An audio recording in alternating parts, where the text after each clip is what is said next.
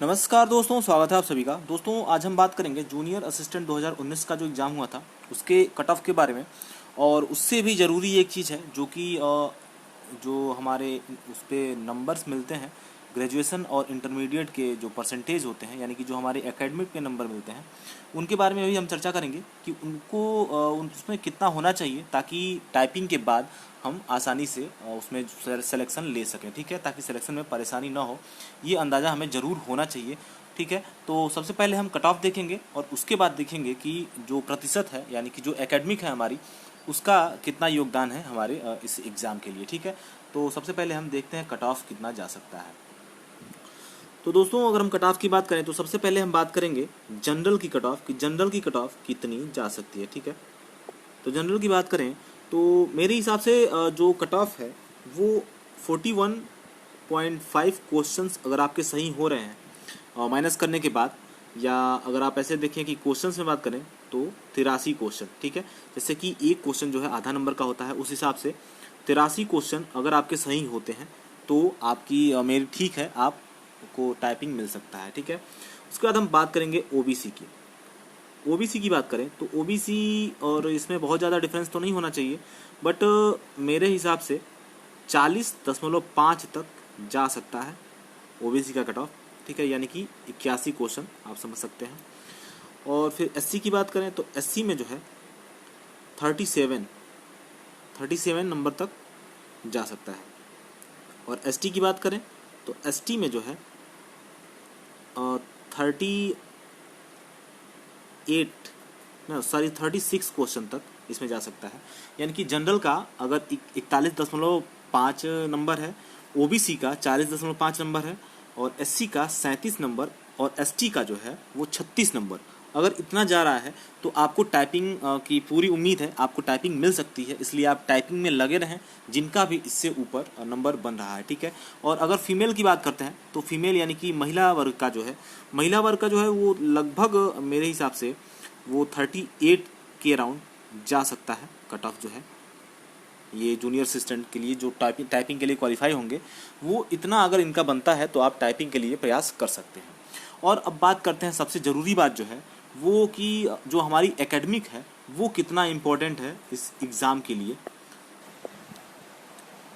ये आप देख सकते हैं दोस्तों, ये नोटिफिकेशन है जूनियर असिस्टेंट का जो आयोग के द्वारा जारी किया गया था, तो उसमें पूरी बातें बताई गई थी। तो जैसा कि आप देख सकते हैं जो परीक्षा योजना में यहाँ पर दिया हुआ है, उसमें दिया गया है कि जो परीक्षा होगी वो 65 अंक की कुल परीक्षा होगी। ठीक है, इसमें कुल प्रश्नों की संख्या 130 होगी और नंबर 65 होंगे। ठीक है, तो यानी कि 65 प्रश्न का जो है ये प्रश्न पत्र होगा। उसके बाद जो बाकी के नंबर हैं वो कैसे जुड़ेंगे, हम उनके बारे में देख लेते हैं।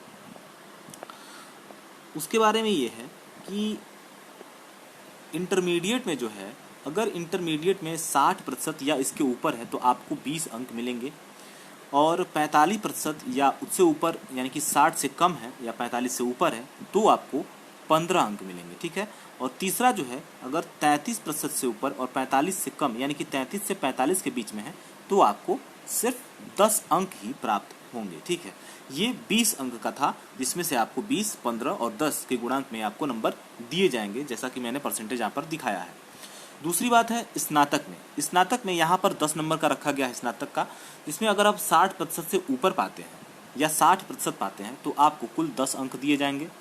और अगर 45% या इससे ऊपर यानी कि 60 से कम यानी कि 45 से 60 तक के बीच में अगर आप रहते हैं तो आपको 8 अंक दिए जाएंगे, तथा 33 और 45 के बीच में रहते हैं तो आपको 5 अंक दिए जाएंगे। ठीक है, यानी कि इंटरमीडिएट में 20 और स्नातक में आपको 10 अंक दिए जाएंगे, जिसमें से आपको प्राप्त करना है अपने प्रतिशत के हिसाब से।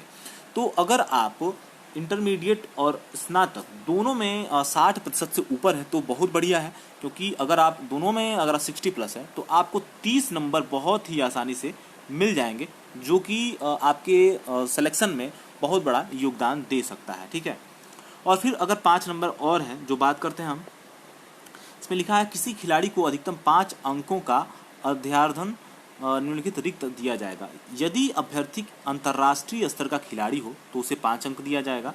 यदि अभ्यर्थी राष्ट्रीय स्तर का खिलाड़ी हो तो उसे 4 अंक दिया जाएगा, और यदि अभ्यर्थी राज्य स्तर का खिलाड़ी हो तो उसे 3 अंक दिया जाएगा, और यदि अभ्यर्थी विद्यालय, विश्वविद्यालय, कॉलेज या स्कूल स्तर का कोई खिलाड़ी हो तो उसे 2 अंक प्राप्त होगा। तो खिलाड़ी का तो बहुत ही कम चांस होता है स्पोर्ट्स का मिलना।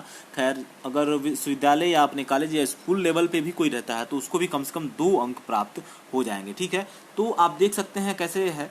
65 नंबर का जो था वो प्रश्न पत्र दिया जाएगा, 20 नंबर का जो है ये इंटरमीडिएट के बेसिस पे दिया जाएगा, 10 नंबर जो है ये ग्रेजुएशन के बेसिस पे दिया जाएगा, और 5 नंबर जो है ये स्पोर्ट्स के बेसिस पे दिया जाएगा। यानी कि कुल 100 नंबर का जो विभाजन है वो इस प्रकार से इसमें किया गया है। ठीक है, तो आप देख सकते हैं कि आपका कितना बन रहा है, उस हिसाब से आप उसमें अंदाज़ा लगा सकते हैं कि आप क्वालिफाई हो पा रहे हैं या नहीं हो पा रहे हैं। तो अगर मैं बात करूं तो जैसा कि मैंने कट ऑफ बताया है 41 या 42 नंबर जो भी इसी के आसपास जाना है आई थिंक उसके टाइपिंग के लिए, तो अगर 41-42 नंबर आपका आता है तो आपको टाइपिंग मिलना श्योर है। बाकी अगर टोटल अगर एवरेज देखा जाए, अगर पूरे में अगर आप 80 प्लस हैं, यानी कि 100 में अगर आप 80 प्लस आपका बन रहा है या 75 से भी ऊपर आप मान के चलिए, अगर 75 प्लस भी आप बन रहे हैं तो मान के चलिए कि आपका सिलेक्शन कंफर्म है अगर आप टाइपिंग क्वालिफाई करते हैं तो। ठीक है दोस्तों, तो ये वीडियो कैसा लगा प्लीज़ कमेंट के माध्यम से हमें ज़रूर बताएं, और वीडियो को लाइक करना बिल्कुल ना भूलें, और जो लोग भी चैनल पर नए हैं कृपया चैनल को सब्सक्राइब जरूर कर लें। फिर मिलते हैं अगले वीडियो में, तब तक के लिए धन्यवाद।